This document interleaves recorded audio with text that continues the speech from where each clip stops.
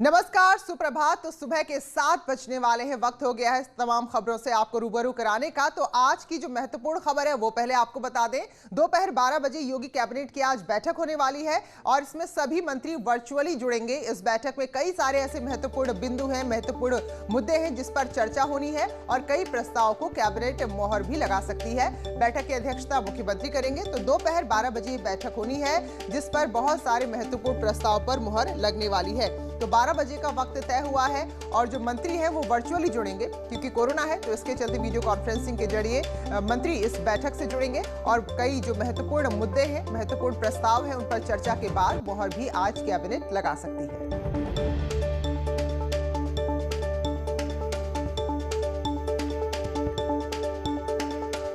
और अब बात करेंगे मुख्यमंत्री के गोरखपुर दौरे की। तो कल मुख्यमंत्री ने सीकरीगंज में गोरखपुर लिंक एक्सप्रेसवे का निरीक्षण किया। उनके साथ एसीएस गृह और यूपीडा के प्रमुख अवनीश अवस्थी मौजूद थे। मुख्यमंत्री को लिंक एक्सप्रेसवे के निर्माण की ताजा जो स्थिति है उसकी जानकारी दी गई है। तो इस लिंक एक्सप्रेसवे को यूपीडा बना रहा है। 91 किलोमीटर का लंबा है ये एक्सप्रेसवे और इसके निर्माण की लागत है 5,876 करोड़। और जब ये एक्सप्रेसवे बन जाएगा तो इसके बाद जो गोरखपुर का कनेक्शन है वो लखनऊ और दिल्ली से बहुत ही आसान हो जाएगा। इससे पहले मुख्यमंत्री ने निर्माण कार्यों को लेकर समीक्षा बैठक भी गोरखपुर में की है।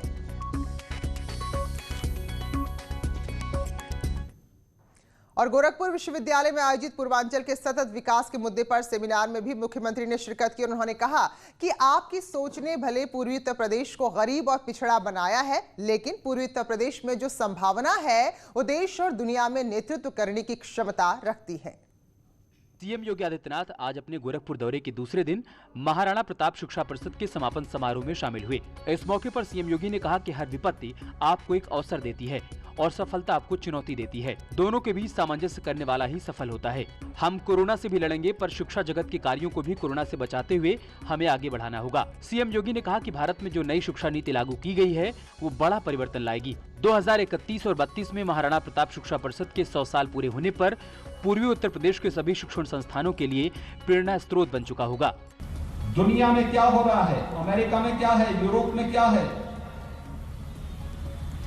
वह भारत उधर देखता था और आज यूरोप और अमेरिका में इस बात को देखा जा रहा है कि भारत क्या कर रहा है, हम भी उसका अनुसरण कर सकें, उसके लोग बन सकें।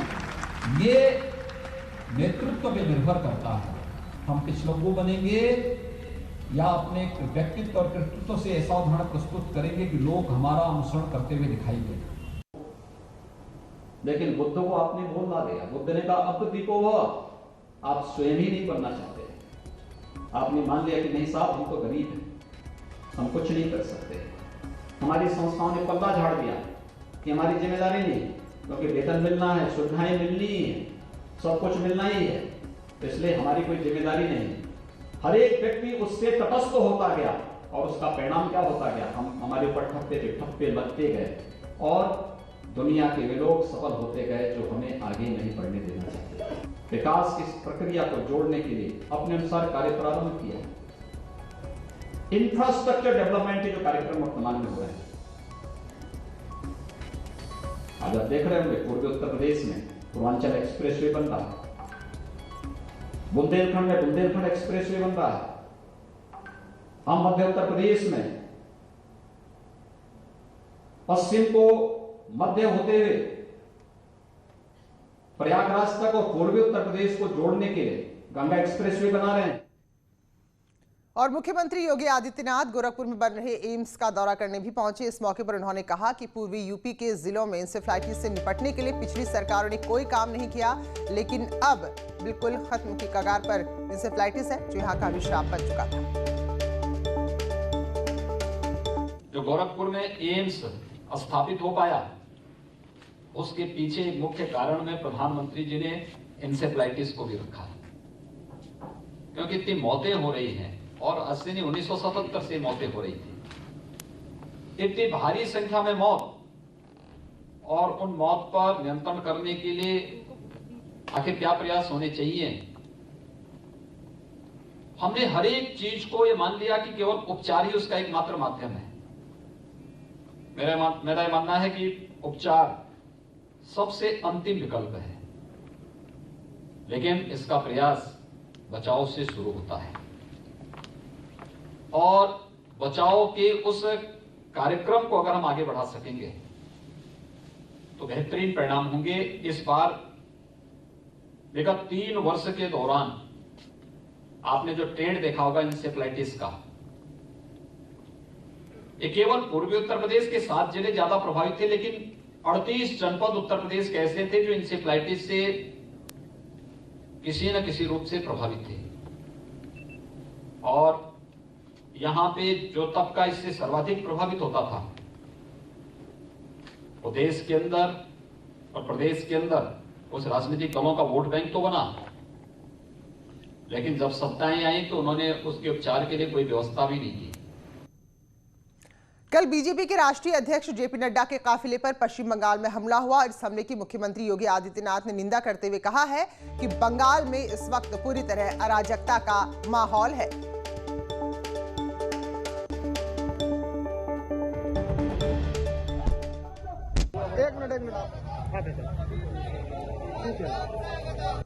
पश्चिमी बंगाल में भारतीय जनता पार्टी के राष्ट्रीय अध्यक्ष माननीय श्री जेपी नड्डा जी पर हुआ हमला पश्चिमी बंगाल सरकार की हताशा और निराशा को प्रदर्शित करता है। हम लोग इस हमले की निंदा करते हैं। ये हमला पश्चिमी बंगाल के अंदर कानून व्यवस्था की बदहाल स्थिति को प्रदर्शित करता है। जब भारतीय जनता पार्टी के राष्ट्रीय अध्यक्ष वेस्ट बंगाल में सुरक्षित नहीं हैं, सहज अनुमान लगाया जा सकता है कि वेस्ट बंगाल के अंदर सामान्य नागरिकों की क्या स्थिति होगी। शरारतन वहाँ की सरकार अराजकता फैलाने, अव्यवस्था फैलाने और ऐसे तत्वों को जो कानून को हाथ में लेकर के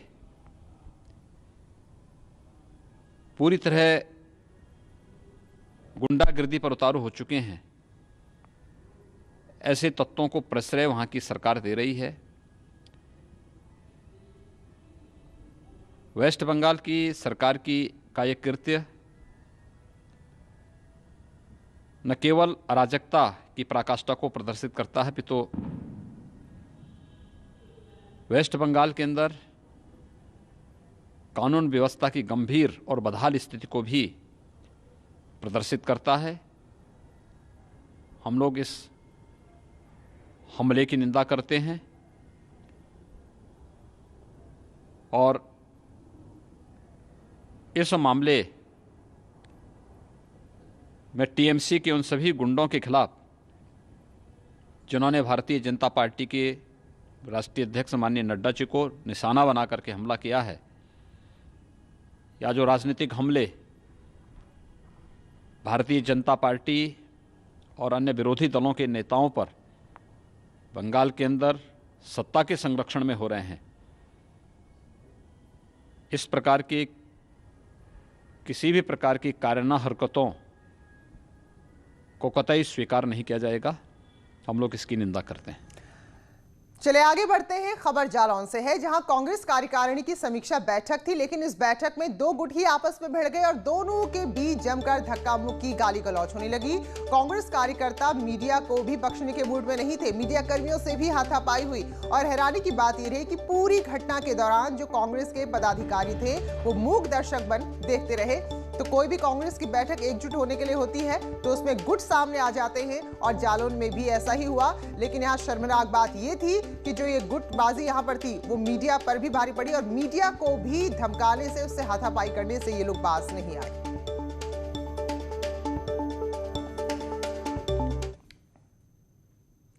और एक बड़ी खबर है, महत्वपूर्ण खबर है। कोरोना संकट के बीच भारत में डॉक्टर की सबसे बड़ी यूनियन इंडियन मेडिकल काउंसिल यानी कि आईएमए ने आज देशव्यापी हड़ताल का ऐलान कर दिया है और ये हड़ताल आयुर्वेद के डॉक्टर्स को सर्जरी करने की मंजूरी देने के खिलाफ बुलाई गई है। हालांकि जो आपातकालीन सेवाएं हैं, जो इमरजेंसी सेवाएं हैं, उन्हें कोविड से जुड़ी सेवाओं को हड़ताल से अलग रखा गया है। हालांकि इसका असर जरूर देखने को मिलेगा। तो देश भर में आज डॉक्टर हड़ताल पर रहने वाले हैं।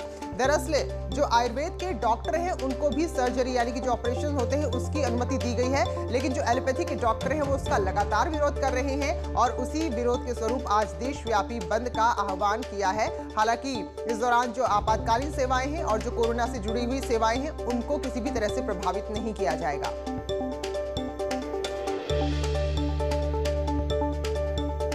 और खबर रायबरेली से, जहां मिलावटखोरों के खिलाफ बड़ी कार्रवाई हुई है और 9 कारोबारियों पर 1 करोड़ 15 लाख का जुर्माना लगाया गया है। महराजगंज में 1 साल पहले पकड़ा गया था नकली जीरा। एडीएम प्रशासन कोर्ट ने जुर्माना लगाया है और ये जिले का अब तक का सबसे बड़ा जुर्माना है जो मिलावटखोरी के खिलाफ लगाया गया है। तो ये बड़ी कार्रवाई है। 1 साल पहले यहाँ पर जीरा पकड़ा गया था जो पूरी तरह से नकली था और 9 लोगों पर मुकदमा दर्ज हुआ था। तो ये बड़ी कार्रवाई है और नजीर इस कार्रवाई को बनना चाहिए क्योंकि 1 करोड़ 15 लाख का जुर्माना एडीएम कोर्ट ने लगा दिया है व्यापारियों पर और ये बड़ी कार्रवाई है और जिले में अब तक का बड़ा जुर्माना है। हमारे सहयोगी मोहन कृष्ण और जानकारी देंगे। तो मोहन कृष्ण बताइए जरा, एक बड़ी कार्रवाई है जिससे सबक तो लोगों को लेना चाहिए, तो क्या कुछ साल भर पहले हुआ था यहाँ? ये आपको बताना चाहेंगे, ये महाराजगंज कोतवाली क्षेत्र का एक में जो है पुलिस ने अपनी बड़ी कार्रवाई करते हुए लगभग सैकड़ों कुंटल जो है नकली जीरा पकड़ा था और ये लोग जो है फूल झाड़ू के बीजों से जो है जीरा बना बेचते थे, उसको कहते थे जीरा है और ये दिल्ली और कई अलग अलग बाजारों में जाता था।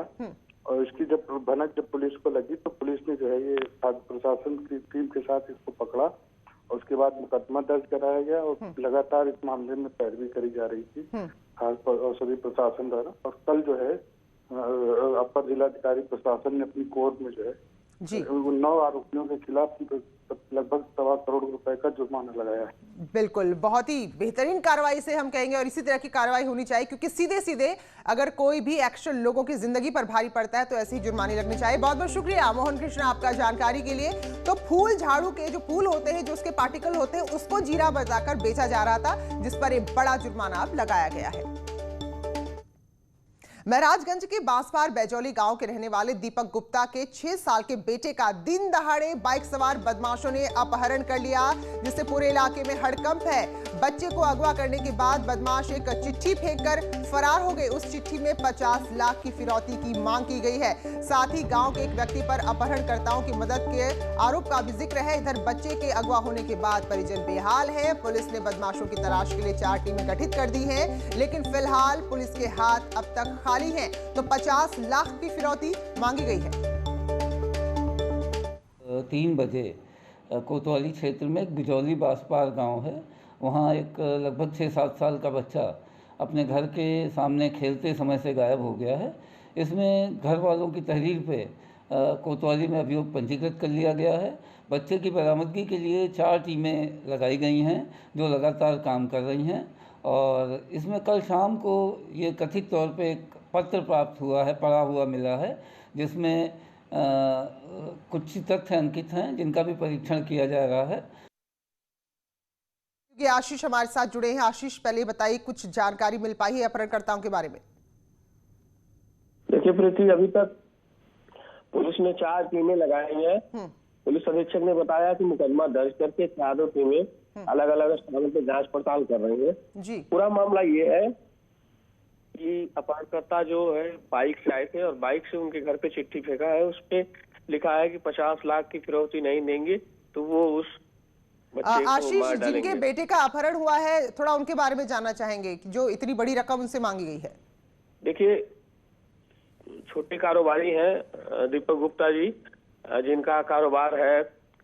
बड़े पैमाने पर व्यापार तो नहीं है कि 50 लाख को दे सकते हैं जी, लेकिन इसी को लेकर के पुलिस उलझी हुई है। आखिर क्या मामला है? चलिए, शुक्रिया आशीष आपका बहुत बहुत जानकारी के लिए। तो फिलहाल अभी तक भी कोई जानकारी अपहरणकर्ताओं के बारे में पुलिस को नहीं मिल पाई। 4 टीमें जरूर गठित कर दी गई। एक छोटा सा ब्रेक, लौटेंगे जल्दी। स्वागत है ब्रेक के बाद और खबर प्रयागराज से, जहां के शिवकुटी इलाके में बेखौफ बदमाशों ने कपड़ा व्यापारी नीरज जायसवाल की गोली मारकर हत्या कर दी और मौके से फरार हो गए। तो पूरे इलाके में हड़कंप मचा हुआ है। बदमाशों ने व्यापारी को उस वक्त गोली मारी जब वो अपनी दुकान बंद कर बाइक से अपने भाई के साथ घर लौट रहे थे। घटना के चश्मदीद मृतक के भाई का कहना है कि पुरानी रंजिश थी, जिसके चलते उनकी भाई की हत्या की गई और महदौरी के 2 युवकों पर इसका आरोप भी उन्होंने लगाया है। पुलिस ने मौके पर पहुंचकर मामले की पड़ताल शुरू कर दी है। पुरानी रंजिश है, हमारे भाई को जो है इनके जिसने मारा है उनके भाई लोगों ने फंसा दिया था 302 के मुकदमे में। अब वो 4 महीने बाद छूट के जब आए हैं तो तब से अपना दुकान चला रहे थे। आज उन्होंने गोली मारी है मेरे आंखों के सामने। नीरज जायसवाल नामक व्यक्ति को गोली लगने की सूचना मिली है। सूचना मिलते ही तत्काल पुलिस और हम सभी लोग यहाँ पर आए हैं। ज्ञात हुआ है कि जो इस केस में जो व्यक्ति है जिसको गोली लगी है वो पहले एक वसीम केस के मर्डर में वो खुद भी जेल जा चुके हैं और अभी वो जमानत से निकल करके आए थे।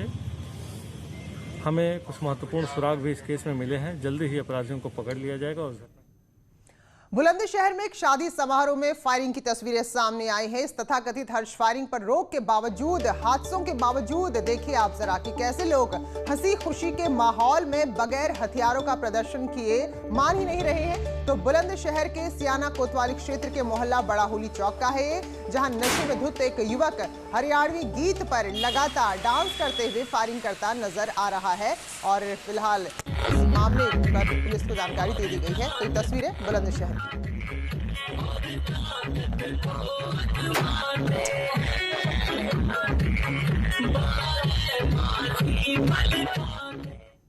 तो इस बुलेटिन में फिलहाल इतना ही। ब्रेक के बाद खबरें उत्तराखंड की।